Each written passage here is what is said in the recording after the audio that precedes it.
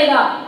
अगर तू व्यापार करेगा तो वैश्य बनेगा, और कुछ नहीं बनेगा, अनपढ़ बनेगा, बिल्कुल नहीं पढ़ेगा तो तू शूद्र बनेगा। जो तू चाहे तो उसका चयन कर सकता है। ये माँ का दायित्व है। माता मदालसा के जीवन की घटना है। आप कहेंगे जी कैसे बना देगी माँ? जब उनको पुत्र उत्पन्न होता था वो सन्यासी बना देती थी। क्यों? क्योंकि मन में विचार वही चलते थे, शुद्धोसी बुद्धोसी निरंजनोसी, संसार माया परिवर्जितोसी, संसार स्वप्नम त्यज मोहनिद्राम मदालसा एवं उवाच पुत्रम। कहते तू शुद्ध है, तू बुद्ध है, तू निरंजन है, संसार ये सब माया है, झूठ है, मिथ्या है, परिवर्जितोसी, इसको छोड़ दे। और ये कहकर के सारे पुत्र सन्यासी बना दिए। पति ने कहा मेरा राज्य कैसे चलेगा, सारे पुत्र सन्यासी बन जाएंगे, मैं काम कैसे करूंगा? तो उन्होंने कहा ठीक है, इस बार जो पुत्र होगा वो सन्यासी नहीं बनेगा, इस बार शासन चलाने वाला बनेगा। और शासक भी बना तो एक अच्छा शासक बना। तो माँ चाहे तो बच्चे को शेर के दांत गिनवा सकती है, और माँ चाहे तो बच्चे को बचपन से ही भूत से डरा के रख सकती है। जिस देश में इतना बड़ा राज्य, श्री राम का राज्याभिषेक होने जा रहा था, माता ने वर मांग लिया वनवास दिया जाए, और वन में चले गए।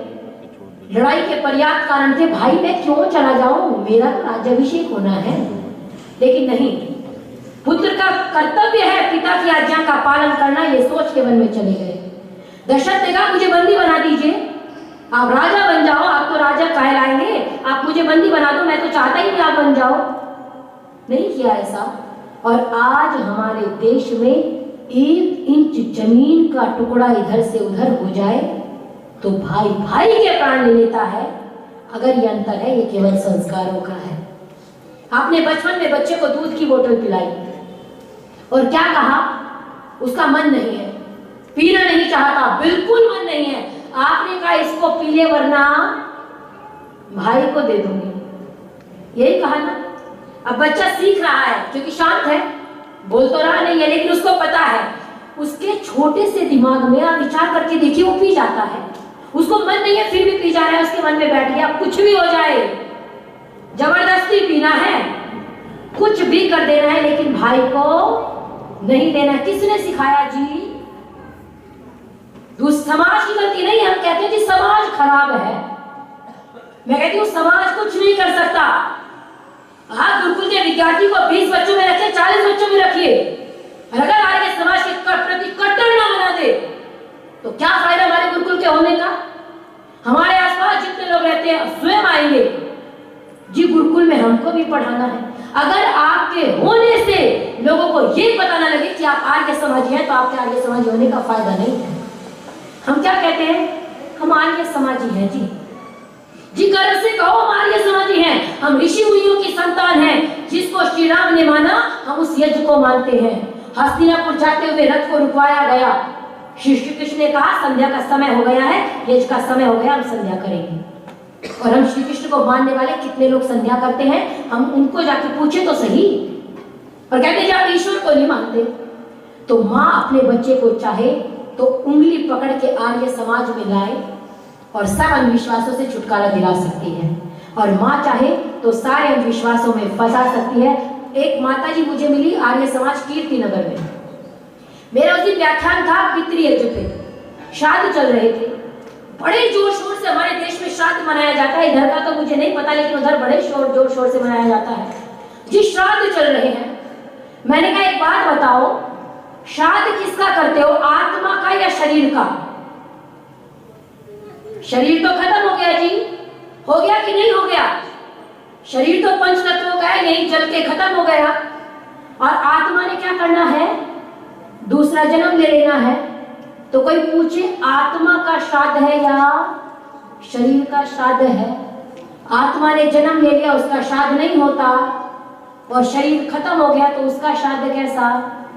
मैंने एक बात और कही, मैंने कहा हमारे यहाँ पे पहले आश्रम व्यवस्था होती थी, और आश्रम व्यवस्था का प्रभाव ये होता है कि जब बच्चा ब्रह्मचारी होगा तो पिता गृहस्थी होगा, और बच्चा गृहस्थी होगा तो पिता वानप्रस्थी होगा, और बच्चा वानप्रस्थी होगा तो पिता सन्यासी होगा। और सन्यासी का श्राद्ध नहीं होता। किसका श्राद्ध कर रहे हैं? और जब बच्चा जाएगा वो भी सन्यासी होगा, सन्यासी किसका श्राद्ध करेगा? तो एक माता जी उसके बाद मेरे पास आई, कहती आपने कहा तो ठीक, मुझे आपकी बात भी समझ में आ गई, लेकिन डर लगता है। मैंने कहा डर कैसा जी? कुछ ऊंच नीच ना हो जाए। मैंने कहा माता जी बचपन से हम भी हैं, आज तक हमने कोई श्राद्ध कुछ नहीं किया, हमारे घरों में नहीं होता, हमने नहीं देखा, हमारे यहाँ भी नहीं हो रहा है ना। मैंने कहा अपने बेटे को लेके आइए, शायद तार्किकता से उनको समझ में आए। कहती जी वो तो मुझसे भी बड़ा श्रद्धालु है। क्यों? क्योंकि बचपन से माँ ने उनको वही संस्कार दिए। आप अपने बच्चे को वेद मंत्र पढ़ाइए, अपने बच्चे को बताइए कि ईशावास्यम सर्वम यत्किंच जगत्याम जगत, जो कुछ है वो ईश्वर से आच्छादित है, हमको कर्म करने में स्वतंत्रता है, तो हम परिश्रम से अपना कर्तव्य करते रहे। याद रखिए, अगर आप खाली बैठेंगे तो आपको ये सब डर सताएंगे। माँ के ही तो संस्कार थे। आज 16 नवंबर है और आज करतार सिंह सराभा एक देश के बहुत बड़े क्रांतिकारी हुए। आज के दिन उनको फांसी हुई थी सन 1915 में। करतार सिंह सराभा जब खड़े हैं तो उनको फांसी दी जानी है। उन्होंने पूछा कितनी देर में फांसी दी जाएगी? तो जज ने कहा 1 घंटे बाद आपको फांसी मिल जाएगी। उन्होंने कहा ऐसा करो 55 मिनट रख लो और 5 मिनट बाद मुझको फांसी दे दो। जेलर ने कहा कैसा पागल व्यक्ति है, लोग तो खाट पे पड़ जाते हैं, पैर काम नहीं कर रहे, लेकिन सोचते जीते रहे जी, 2-3 पीढ़ी और देख ले। उन्होंने कहा जी क्यों इतना जल्दी जाना चाहते हैं? उन्होंने कहा मैं पुनर्जन्म पे विश्वास करता हूँ और जितनी जल्दी जाऊंगा उतनी जल्दी वापस आऊंगा, लौट के आऊंगा। उन्होंने कहा अच्छा एक बात बताओ, उस समय देश गुलाम था। उन्होंने कहा एक बात बताओ, अगर मनुष्य ना मरे तो पशु पक्षी बन गए तो क्या करोगे? तो करतार सिंह सराभा ने कहा मेरा ईश्वर न्यायकारी है और मैं अपने देश की मां भारती की आजादी के लिए लड़ रहा हूं। मेरा ईश्वर मुझे पशु पक्षी का जन्म नहीं देगा। उसने कहा एक बात बताओ, चलो हो सकता है मनुष्य का जन्म मिल भी जाए, लेकिन अगर पुरुष का जन्म ना मिला, महिला का जन्म मिला तो क्या करोगे? तो उन्होंने बहुत सुंदर कहा और उसको अपने साथ लेके जाएगा। उन्होंने कहा अगर मैं पुरुष बना तो मैं अकेला लड़ने जाऊंगा और अगर मैं महिला बना तो अपने जैसे अनेकों करतार सिंह सराभा पैदा कर दूंगा तो तुम अंग्रेजों को इस देश से भगाने में सहायक। ये होती है वीरता, ये थे संस्कार। इसीलिए कहा हाथ पर हाथ धरे बैठे रहने से तो हार होती है, हाथ पर हाथ धरे बैठे रहने से तो हार होती है और बाहों की बल्ली से नाव पार होती है। और पांव जब उठते हैं अड़िग विश्वास लिए राही के, तो राह देने के लिए क्षितिज में भी दरार होती है, तो राह देने के लिए क्षितिज में भी दरार होती है। इसलिए हमको जागरूक होने की आवश्यकता है। हम सुधरेंगे जग सुधरेगा। आज के बाद राशिफल पे विश्वास नहीं करना, कुछ नहीं होता। हाथ की लकीरों पे कोई व्यक्ति आ जाए, आप में से कोई माता है, आप अभी बाहर निकल के जाएंगे, आपको रास्ते में कोई महिला मिले, आप कह रहे माता जी जरा अपना हाथ दिखाइए, और आप 2 सेकंड केवल इतनी गौर से देखें जैसे आपसे अच्छा हाथ किसी को देखना ही नहीं आता, और आप तुरंत कहिए बस माता जी हो गया, इस हाथ को रख लीजिए। आपको बोलना नहीं पड़ेगा, माता जी कहेंगी जी दिखाओ मेरे हाथ में क्या है। आप याद रखिए, हाथों की लकीरों पे क्यों करते हो विश्वास? किस्मत तो उनकी भी होती है जिनके नहीं होते हाथ, किस्मत तो उनकी भी होती है जिनके नहीं होते हाथ। हम स्वामी दयानंद को पढ़ें, हम सुनते बहुत हैं, लगा एक लोक जाति का मिटाना किसके बस का है, और वहाँ वालों को सुनने की आदत है और यहाँ वालों को कहने का चस्का है। तो हम सभी स्वामी दयानंद को पढ़ें, उनको माने। अगर ठीक कहते हैं, वही वाली बात, बस ये कह के वाणी को विराम देती हूँ, आप कह तो ठीक रही हैं लेकिन ऊंच नीच ना हो जाए। कब तक डर के जिएंगे? अब याद रखिए, जो डर गया वो मर गया। जो लड़ सकता है, जो लड़ेगा वो संसार में विजयी होगा।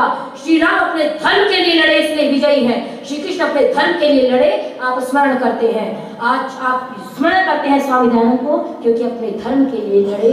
हम स्वामी दयानंद को स्मरण करें, नारी जाति के लिए इतना करके गए हैं। आप कम से कम वेद का एक मंत्र अवश्य पढ़ें। कोई व्यक्ति हमारा वकील बन के आया, हमको अधिकार दिलाया, हमको किसी व्यक्ति ने घर दिला दिया रहने के लिए, और हम उस घर में रह नहीं पा रहे, हम वेद का स्वाध्याय नहीं कर पा रहे हैं, तो इससे तो अच्छा था जब नहीं पढ़ पा रहे थे, क्योंकि पढ़ना तब भी नहीं था और पढ़ना आज भी नहीं है। अंतिम में 4 पंक्ति कह के वाणी को विराम।